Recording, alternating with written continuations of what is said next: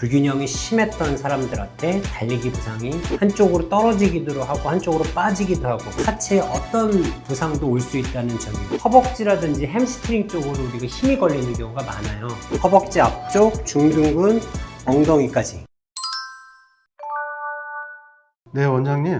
진료도 바쁘시고 운동할 시간도 없으신 것 같은데 왜 이런 논문까지 쓰시게 되는지 설명 좀 부탁드리겠습니다. 우리가 어떤 일에 한 분야에 대해서 꾸준히 한 자리에서 오래 일을 하다 보면 어떤 사물에 대한 이치나 이런 걸 깨닫게 됩니다. 소위 감이 생기는 거죠. 그러니까 저도 한 자리에서 진료를 오랫동안 하다 보면은 이제 지금 달리기 부상 환자들이 왜 생기고 어떤 치료를 하면 좋아지는지에 대한 어떤 감도 생기고 이치를 좀 깨닫게 됩니다. 그 전문가의 고견이라든지 개인적인 경험은 우리가 근거 중심의 논리의학에서 보면 좀 낮은 레벨에 있습니다. 이게 상위 레벨로 가고 좀 더 진리에 가까우려면 검증이라는 단계가 필요하죠. 그것이 논문인데, 이런 논문 과정을 통해서 이런 개인적인 느낌이라든지 감, 생각이 객관화되는 과정이 굉장히 필요합니다. 그래서 저도 이런 진료를 하면서 좀 깨달은 것들이 있지만 제 개인적인 생각으로만 국한되지 않고 논문 작업을 통해서 저의 경험이라든지 생각이 좀 더 맞다, 올바르다 이런 걸 갖다 표현하고 싶어서 논문을 한 편 썼고 지금도 여러 편을 좀 준비 중에 있습니다.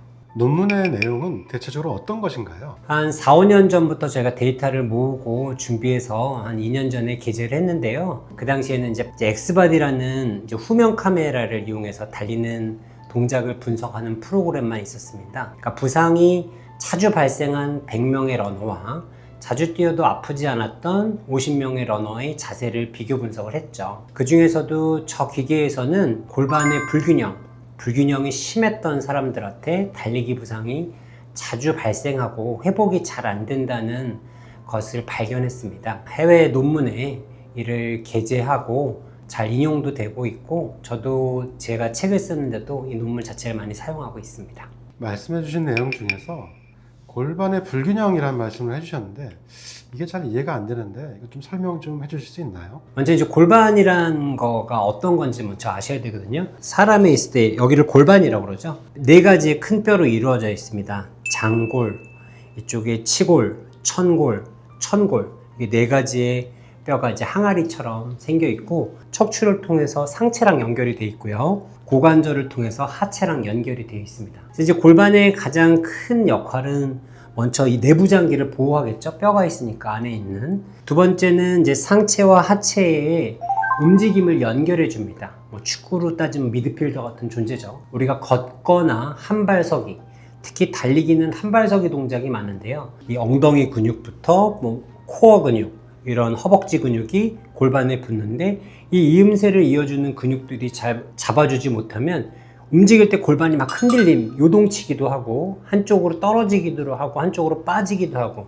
이런 현상이 생깁니다. 달리기 자세들을 우리가 분석을 할 때 사실 골반의 불균형을 잘 평가하지를 않아요. 제가 이제 스스로 자세를 보고 뛰는데도 척추 자세도 괜찮고 착지도 괜찮은데 계속 아픈 게 자주 반복이 되는 거예요. 스케줄도 이렇게 무리하지 않았고. 그런데 제가 이제 검사기에서 뛰고 이제 어떤 평가를 해보니까 골반이 상당히 동요가 되고 흔들리더라고요. 그러니까 이런 불균형이 있다는 거를 제가 이런 게 뭔가 문제가 되겠구나 이렇게 생각을 하고, 이렇게 불균형, 한쪽으로 골반이 치우치고 옆으로 밀리고 뒤뚱거리고 이런 움직임 때문에 부상이 자주 온다는 것을 발견을 했습니다. 골반의 불안정성이란 이런 골반 주변의 근육이 약해서 골반이 한쪽으로 낙하되거나 아니면 좌우로 사이드로 밀리거나 아니면 잡아주는 움직임이 원활하지 않아서 이렇게 뒤뚱거리는 이런 현상을 종합해서 골반의 불균형이라고 말합니다. 네, 그럼 불균형이 있다면 어떤 부상이 잘 오는지 설명 좀 부탁드리겠습니다. 골반 주변에 불균형이 있으면 첫 번째는 이제 골반하고 허리 주변 근육이 통증이 생깁니다. 허리 근육, 중둔근, 대둔근, 대퇴근막 장근, 골반 주변의 근육들이 쉽게 부상을 당합니다. 두 번째로는 달리기를 할 때 사용되는 하체에 어떤 부상도 올 수 있다는 점인데요. 자동차에서 우리가 차축을 얼라이먼트라고 그러죠. 얼라이먼트가 치우친 차가 서울 시내 주행을 하다가 부산까지 왔다 갔다 거리면 타이어가 편마모도 일어나고 나사도 잘 빠지죠. 얘가 한쪽으로 기울어져 있거나 뒤뚱거리고 뛰기 시작하면 이 골반 주변이 아니라 이 다리부터 발부터 무릎, 허벅지 어디든지 자꾸 뒤뚱거림이 심해지기 때문에 정말로 이게 골반 불균형이 우리가 간과하기 쉬운데 제가 봤을 때는 달리기 부상의 자세 중에서도 아주 큰 요인의 하나라고 저는 생각을 하고 있습니다. 그런 불균형들을 개선하기 위해서는 어떻게 하는 것이 좋은지 설명 좀 부탁드리겠습니다. 먼저 불균형을 잘 평가를 하고요.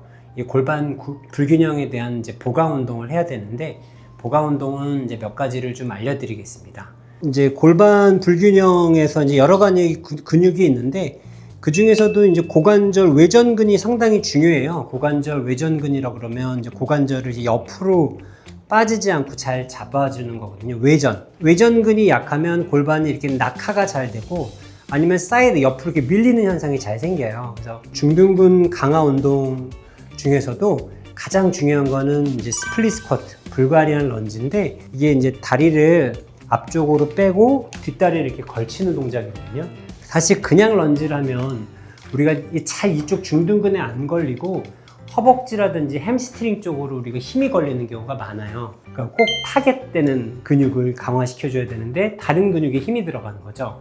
그래서 이 중둔근의 타겟을 정확하게 맞추려면은 이제 어느 정도 보폭은 좀 더 쓰는 게 좋아요. 더 좀 멀리 하고 전 외측, 바깥쪽으로 벌리고 요 앞쪽 발에 있는 중둔근에 힘을 실은 거거든요. 여기에 체중을 잘 실리는지 어떤 분은 허리가 앞으로 숙여서 세우는 경우도 힘이 실리는 경우도 있지만 저 같은 경우는 허리를 세우는 게 더 많이 잘 걸리더라고요. 그대로 내려왔다가 올라가고 딱 중둔근만 갖고 올라갔다 내려갔다 하는 거죠. 이런 식으로. 이게 한 10회만 해도 굉장히 힘들거든요. 사실 이 동작을 응용해서 뭐 케냐나 나이지리아 선수들은 점프 불가리안 스쿼트를 많이 해요. 발목에 탄력까지 써서 이렇게 점프해서 앉는 동작.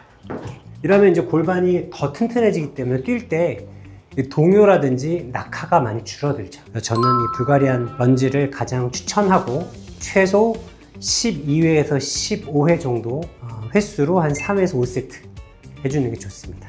두 번째는 이제 사이드 레이즈 동작인데요. 그 방향 그대로 한쪽 발을 옆으로 이렇게 들어주는 겁니다. 그대로 이렇게 잡고 하셔도 되고요.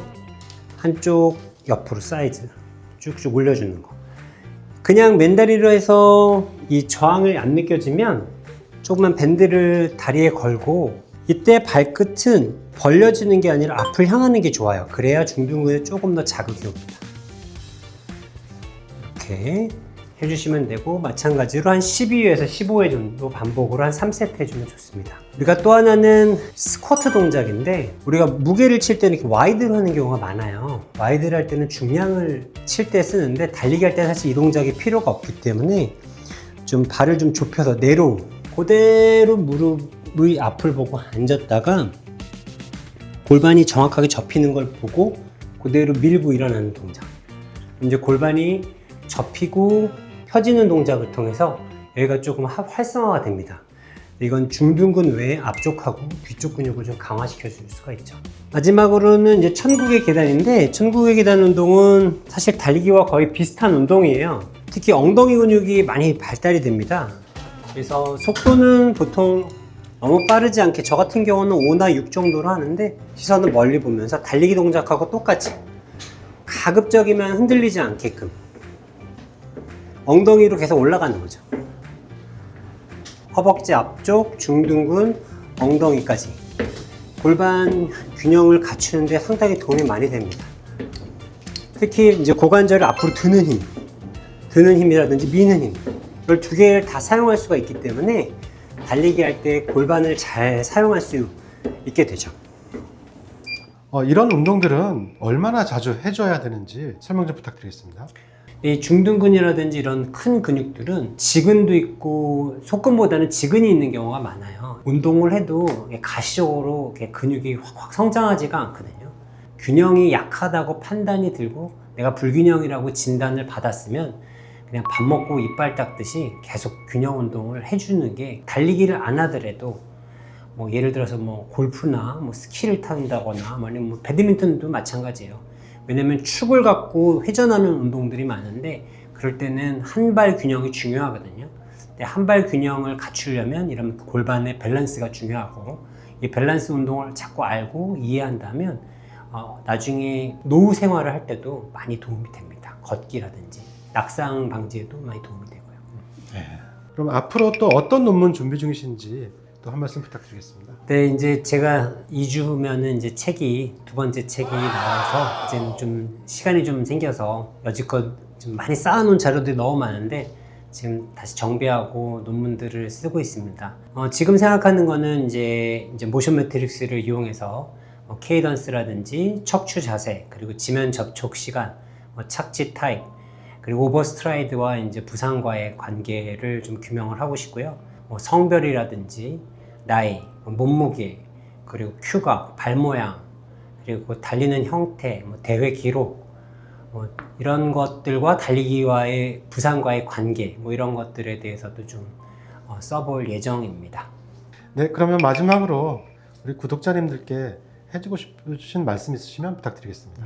제가 지금 이렇게 골반 불균형에 대해서 이렇게 시간을 내서 다시 한번 설명하는 이유는 저희 병원에 많은 이제 러너들이 와서 분석을 하고 일단 뭐 자세나 이런 것들을 얘기를 하고 불균형에 대해서 이제 너무 쉽게 받아들이는 경우도 있는 것 같아요. 불균형이래, 골반이 흔들려서 아프대. 이 골반 불균형이 그만큼 중요하고 해결이 안 되고 복잡한 문제이기 때문에 이 골반의 불균형이 발견이 되면 본인이 정말 꾸준하게, 만약에 한쪽 근육이 엉덩이가 떨어졌으면 그쪽에 맞게 런지라든지 사이드 레이스, 허벅지 근육부터 종아리까지 계속 꾸준히 운동을 해야 얘가 좋아지고 그 불균형이 개선돼야 퍼포먼스도 좋아지고 속도도 빨라지는 거거든요.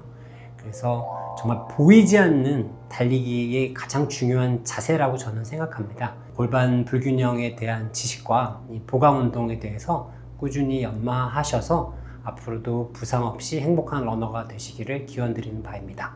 감사합니다.